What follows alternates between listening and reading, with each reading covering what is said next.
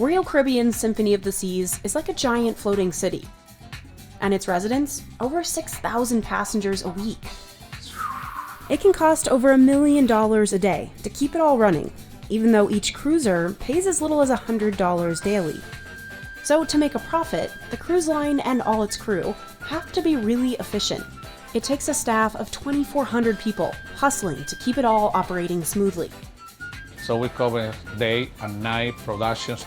The team moves supplies along secret crew member-only areas of the ship. From cramped ship kitchens, chefs pump out 30,000 meals every single day. Very, very good. So this is what A bustling trash room handles all the waste, and the captain's bridge keeps the ship moving safely. Like, wow, it's really crazy. The productions are super massive. We go behind the scenes to see what it takes to sail one of the world's largest cruise ships. Bro, I just got off a cruise, mind you. I just got off a cruise, but I went Carnival. I was on Carnival Freedom. You know what I mean? It was Queen's sister's birthday, so we surprised her for her birthday on Carnival Freedom. But, bro, you know one of the ways they get their money back? Alcohol. My tickets per drink, per alcoholic drink, were like $12 to $15 per drink.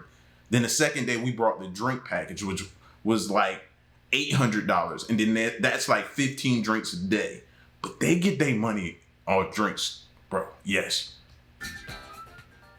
Symphony of the Seas was the globe's biggest ship for 4 years running. In 2022, the Wonder of the Seas took the title, beating out its older sister because it's slightly heavier. Back in late 2019, we boarded Symphony for a week to film all the happenings inside. The voyage started on a Saturday. This is turnaround day. Passengers disembark so new ones can board. We don't get people in and out. Gradually, we just do everything at once. And every room is turned over. As you may imagine, it's a big job to clean 2,759 rooms. On turnaround day, trucks carrying 500 pallets of new inventory arrive at the Port of Miami, the busiest cruising port in the world. Among these provisions, over 600,000 pounds of food and beverages that get loaded onto Deck 2. This is basically a place that you would not like to be on turnaround day when we are loading. It's busy, super busy. It's estimated the top 3 cruise lines in the world will spend an estimated $2.3 billion on food and drink in 2023. I believe it. Supplies have to be perfectly planned for this 7-day cruise. Our ability to manage the things with our own resources needs to be much bigger than in a hotel where at sea there's no option. And that may seem like a lot to some people, but I'm just going back through my mind. Bro, I was eating for no reason on this cruise whatsoever. Just walking around. You had Guy's Burgers. You had the buffet lines. You had the Asian wok. You had the pizza round the clock. And I'm just walking around, seeing things and just eating it. If I was home, I wouldn't eat like that. And I'm just eating for fine dining at night. You can order as many extra parts to your entree as you want to. Oh, you get the steak, or you get the whatever it is your entree was. If you want more, just tell them to bring you another one. So it's, yes, they go, I can imagine how much they spend on food because we just be on there, just be eating. This has to be loaded onto the ship in just 9 hours. Any delay in our operation can hamper the sail away of the ship, which is again a big logistic requirement. By 4:30, the ship is ready to set sail. Moving the ship is a combined effort between the bridge and the engine control room. The bridge handles steering and navigating. Maybe only 10% of my job is being on the bridge, having control of the ship. The rest of it, I'm managing a huge operation. And the engine room provides the power. I always say that when there's a problem on board, the captain calls me. I never call the captain. 4 bow thrusters move the front of the ship side to side, and 3 electric azipod propellers turn 360 degrees to pull the ship instead of push it. 6 giant engines power it all. We have everybody on board. Then he will request to have propulsion and start the thrusters and get ready for departure. So the engines are almost ready. So we have 1 and 6 online. Now Captain Sullivan can maneuver out of the port. Here we are on the bridge in the cockpit. This is where we do the navigation at sea. We've got multiple displays giving us information about the the ship, what the course, the speed, the heading is. We have an electronic chart display with our routes already planned, and we can see exactly where we are at any time. Symphony of the Seas is registered and sails under the flag of the Bahamas. Because of the Passenger Services Act of 1886, no foreign flag ships can move passengers between two U.S. ports. To avoid the $200 per passenger fine, any Royal Caribbean ship leaving the U.S. has to stop at another country. Since this cruise is headed to Puerto Rico from Miami, they had to slip St. Martin and the Bahamas into the itinerary. On the other side of the ship, passengers are getting settled into their rooms. Now that makes sense. I've always wondered when you take a cruise and you go to like 2 or 3 different places, I always wonder, was it random? These places, how did they choose where we were going? But now it makes sense. Under the flag, you have to do something else other than just one destination. Get it? Ocean View cabins start at $1,000 per person for the week, going up to $85,000 for the tricked-out Ultimate Family Suite. We have a room for every wallet on this ship. What? Everything good? Amazing, huh? Meaning hotel manager Fernando Jorge has to cater to all kinds of tastes. If you put this jacket on with 4 stripes, you'll be a celebrity too. Cruise lines bank on the fact that they have a captive audience for a week. They make their profit from keeping passengers moving through the ship, dropping cash on onboard purchases, like alcohol, casino games, and specialty restaurants. Fernando says the ship's design helps.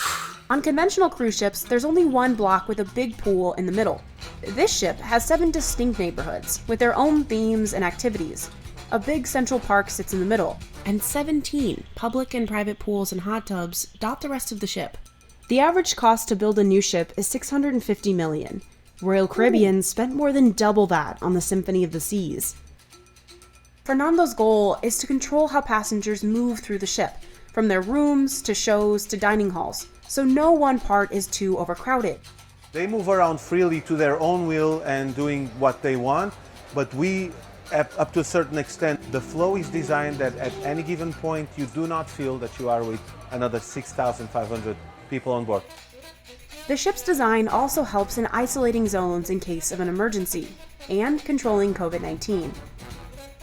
Passengers that test positive for COVID can be quarantined down on deck 3. So this is a COVID quarantine. You guys on deck 3. Thing is, they leave these disinfectant bottles. All our trash in these biohazard bags. Our meals, our room service, anything like that, we put it in those bags. Hand sanitizer, masks. When you have COVID, they send you in the cabin.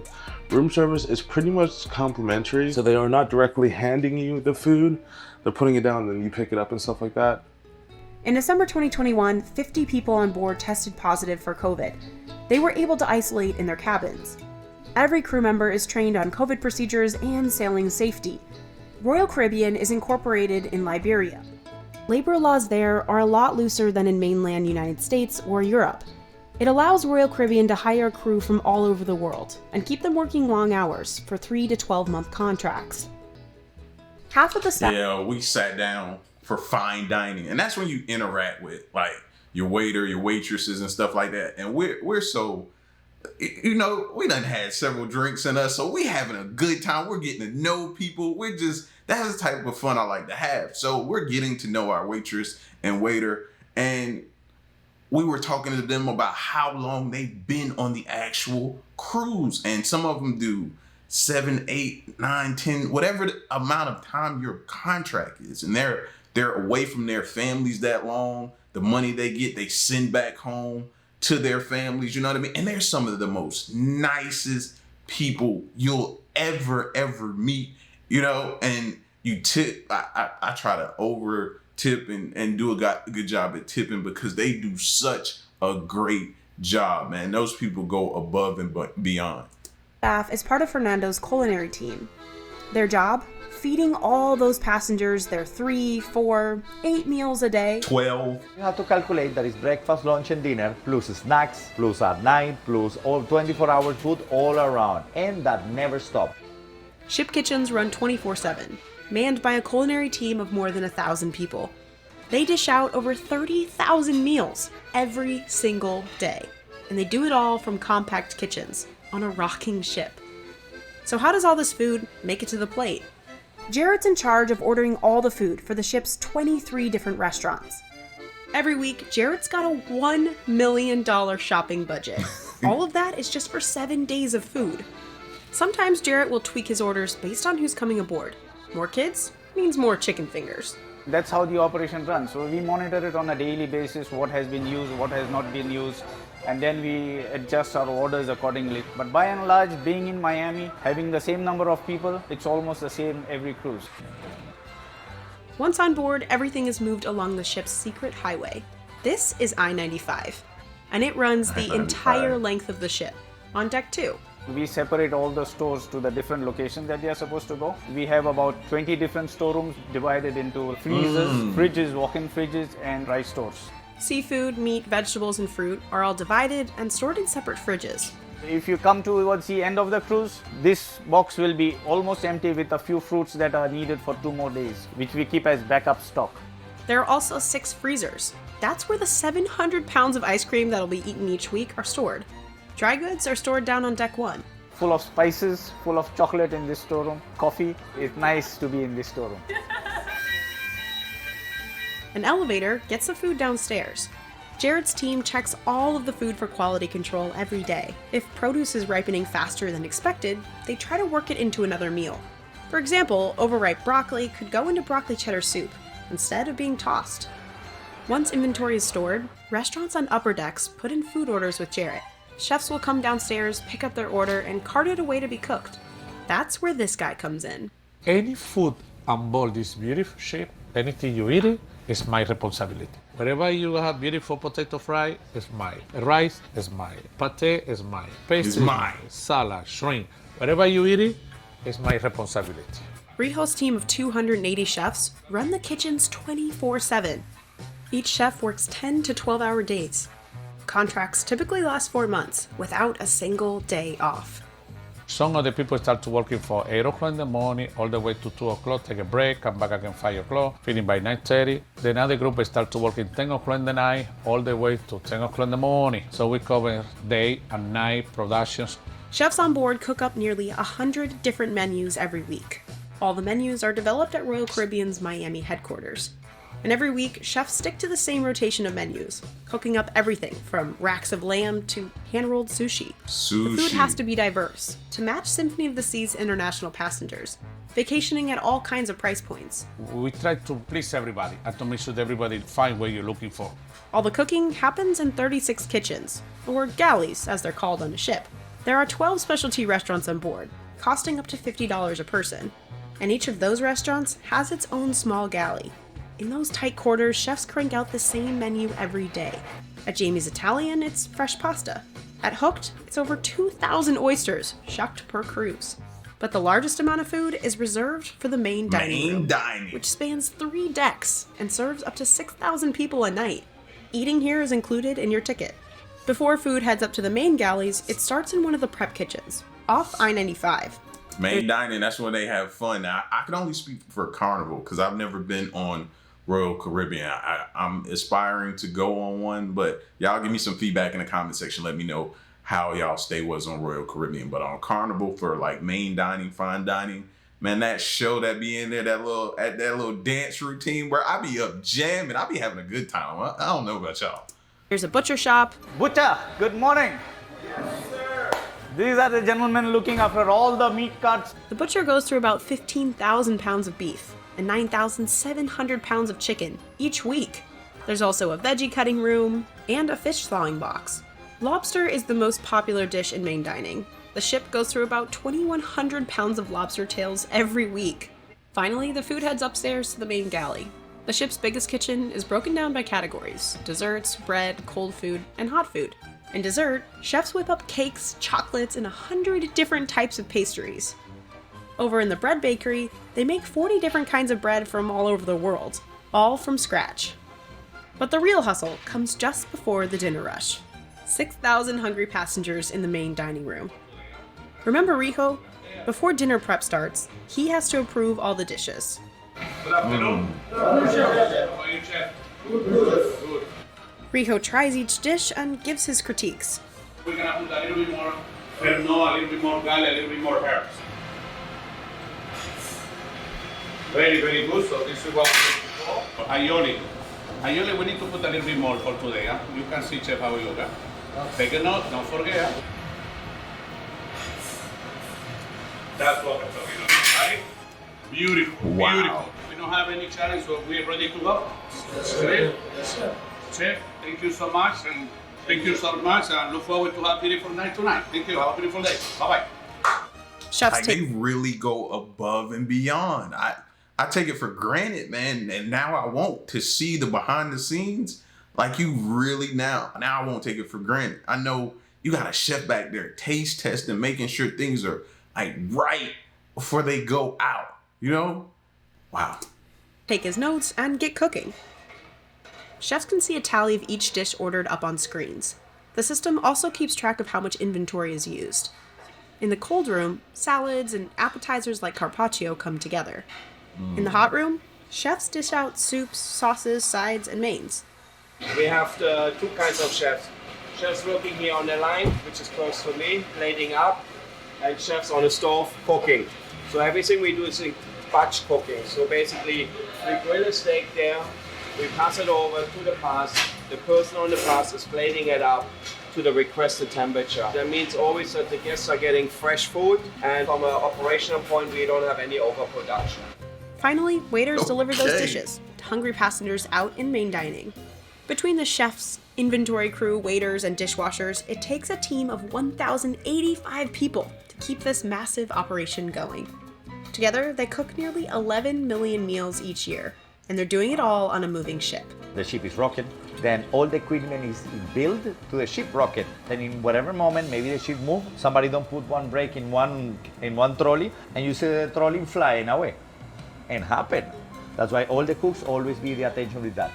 But if crew members are doing their job right, passengers won't even know any of it's happening. Right. They'll just get back to eating their 8th meal of the day. Or 12 or 15. What happens to all that leftover food and other waste on the ship? Well, it's handled by the ship's waste management team. But there aren't any garbage trucks here to scoop it up and take it away. We're at sea, obviously. And since waste can't, and shouldn't, just be dumped in the ocean, well, what do cruise ships do with all of it? This is something the industry's been dealing with for years. Carnival Cruise Line is coming clean about polluting oceans. Princess Cruises was fined $40 million in 2016 for illegal dumping, and Carnival got hit with a $20 million fine in 2019 for disposing of plastic waste in the ocean. Carnival Corporation's issues really brought the need for better technology so that these ships can operate more efficiently. Cruise lines have been working on systems to purify water and deal with waste inside ships. Up until now, these types of options weren't available. All this tech was custom built for the Symphony of the Seas. The company says it's a zero landfill ship, which means it uses everything from recycling to water filtration to deal with its own waste. And this guy is in charge of making sure no single water bottle is unaccounted for. Welcome to Waste and Recycling Center. We're down on deck 2, that secret crew-only area of the ship. Crew members check all the ship's trash cans for recyclables and bring them down here for Alex's team to handle. Despite being the only waste facility on this massive ship, it's surprisingly quiet. Alex said the busiest time is in the morning, when things are unpackaged for the day. This is the waste streams that we have. Every waste stream has its own way of handling it. There are separate teams to deal with each incoming recyclable: glass, cardboard, plastic, and metal. This is our incinerator room. So we have 2 incinerators, 1 and 2. This area is manned 24 hours a day. We have 10 crew members who are working here, 5 in the morning and 5 in the evening. Crew members separate glass into colors: green, brown, and white. So this is the byproduct of it after we crush it.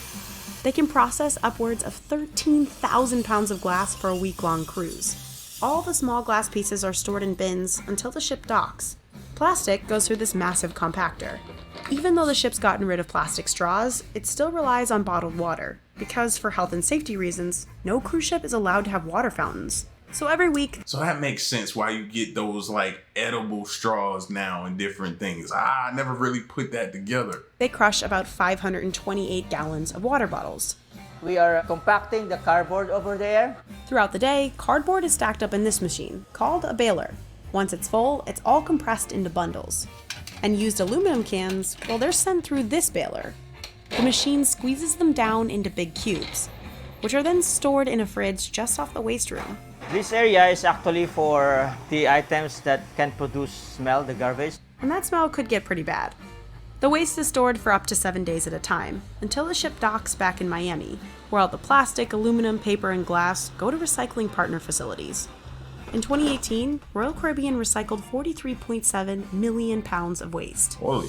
And any rebates earned from these recycling programs go back to the Employee Retirement Fund. The cruise line is hoping that it's a nice incentive for employees to bring recycling down from their own crew cabins. So what about things that can't get recycled? For example, food. Every week, the ship loads up 600,000 pounds of provisions. But for the food that's not eaten, well, the company had to figure out how to get rid of all of that, too. Each one of the ship's restaurants and 36 kitchens has its own suction drain. Chefs and waiters keep food scraps in separate buckets. Then, once they've gotten enough, they place it all in this special drain. All the food waste ends up in one big pipe that runs through the entire ship.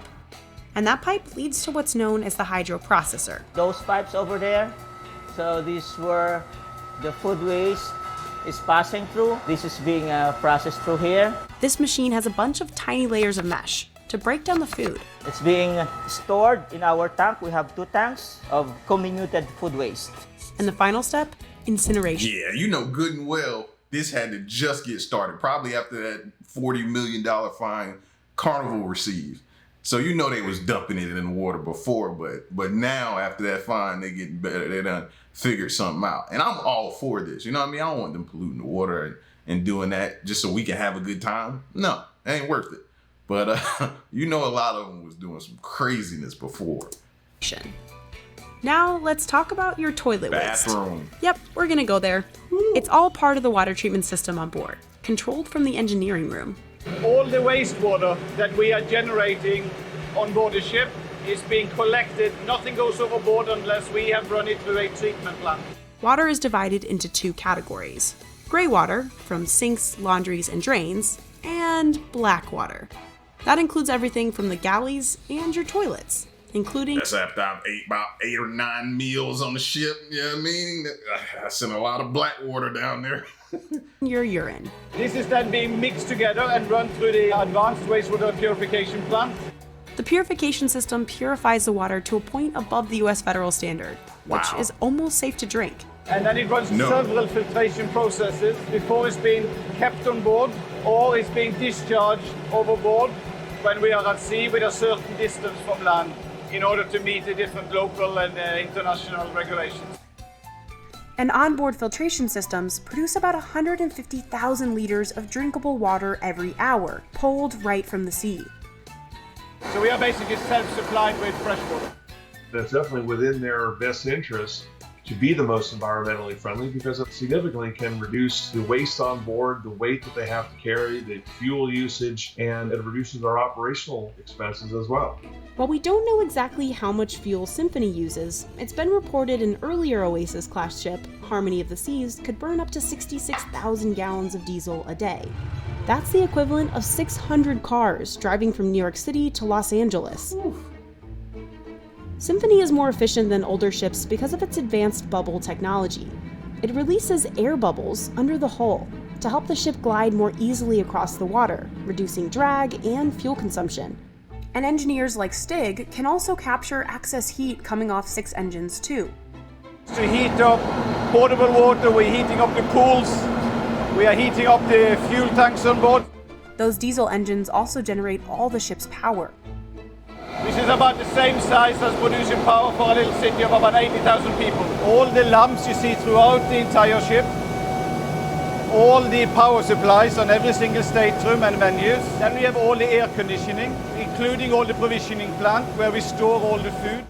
And if any part breaks, workshops hidden next to the engineering room handle it. We have mechanical workshop, we have electrical workshop, we have workshop for the hotel maintenance team. And parts that we cannot easily get hold of or we need urgent, we fabricate the parts on board. But crews on board don't just run the ship's grid and engines. There are hundreds of other jobs, from manning the surfer machine and zip lines to entertaining guests. There are ice shows, Broadway-style plays, and an aqua performance. We followed one performer for a day to see how she dazzles cruise-goers every single night. Hi, I'm Ariana Mazzagatti. I go by Maz here in the Royal Caribbean world. I am the aerialist for the show Hero on the Symphony of the Seas, and I am also the aqua captain. Wait a minute. So Royal Caribbean gets aerial shows and different things like that. They got people diving in pools. All I've ever seen on Carnival was a comic. You know what I mean? I go to the comedy theater. That's about it, bro.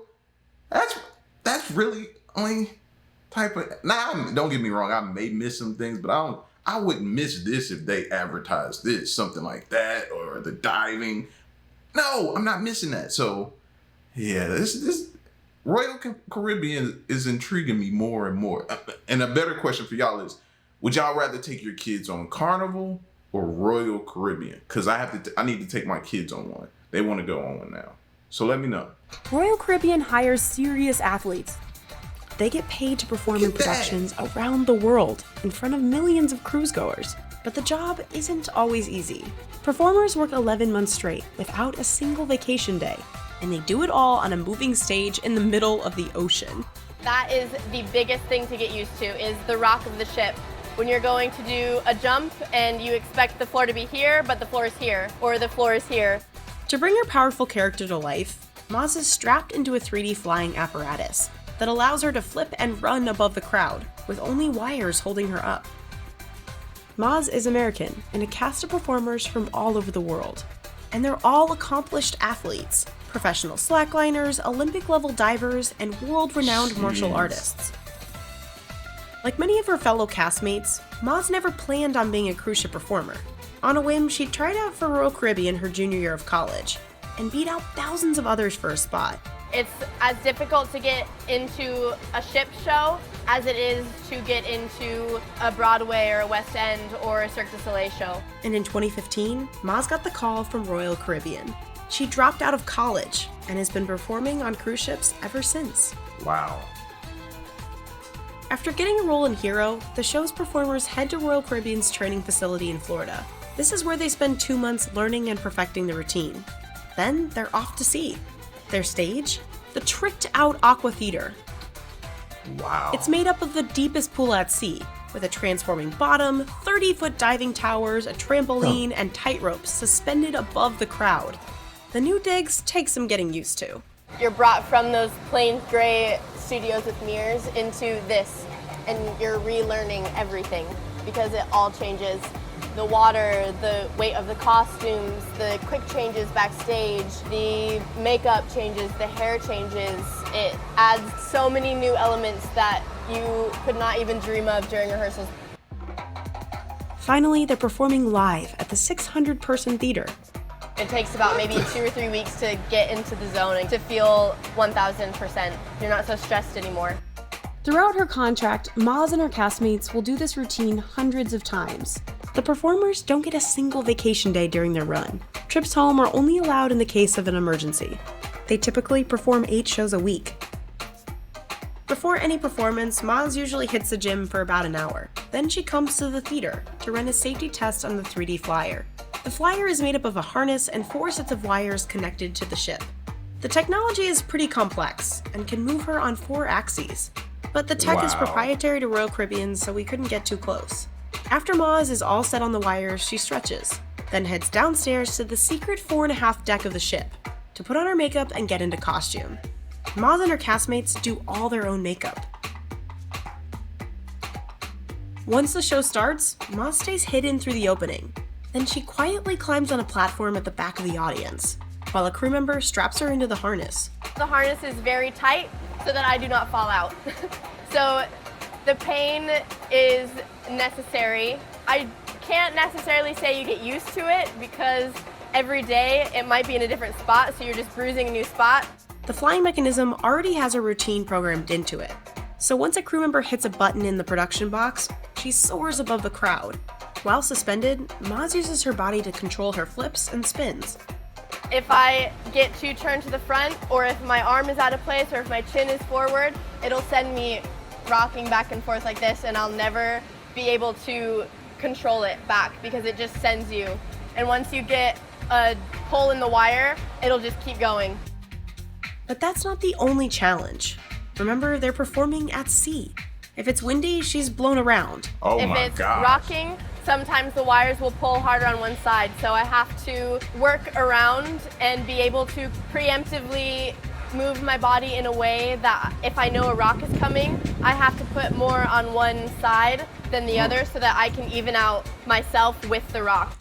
All these things affect other aqua performers too. A bob in the ship could affect the balance of a tightrope walker. If it's rocky, where a diver hits the water could be totally different from where they intended to when they left the platform.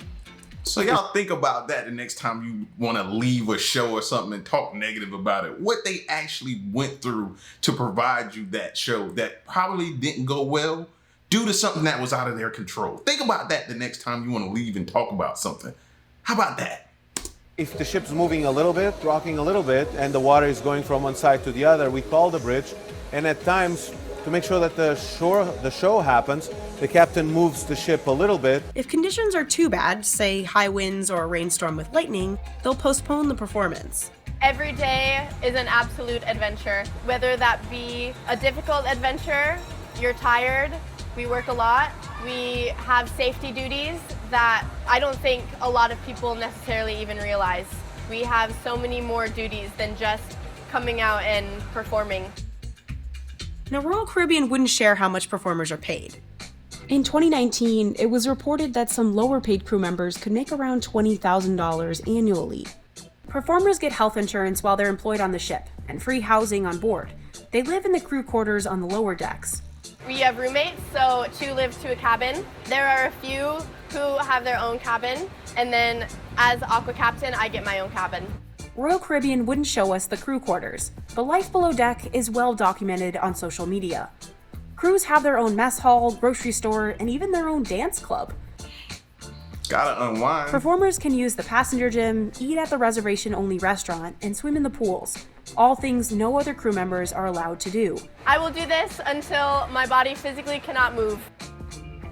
In 2022, crews... So she gotta be making good. When you say something like that, you gotta be making something good. At least. You gotta be benefiting something from it.